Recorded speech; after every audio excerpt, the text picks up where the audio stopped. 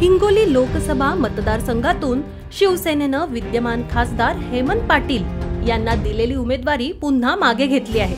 हेमंत पाटील त्यांच्याऐवजी बाबूराव कदम यांना उमेदवारी देण्याचा निर्णय शिवसेनेनं घेतलाय। भाजपनं हेमंत पाटील यांच्या उमेदवारीला विरोध केल्याने त्यांचा पत्ता कट झालाय। उमेदवारी अर्ज दाखल करण्यासाठी अवघे काही तास उरलेले असतानाही खासदार भावना गवळी यांना उमेदवारी मिळालेली नाही।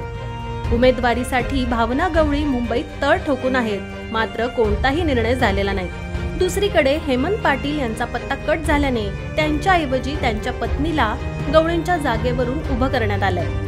वाशिम यवतमाळ लोकसभा मतदारसंघात महायुतीकडून भावना गवळी यांची उमेदवारी कट केली असून हिंगोली जिल्ह्यातील हेमंत पाटील यांच्या पत्नी राजश्री हेमंत पाटील यांना उमेदवारी देण्यात आली आहे।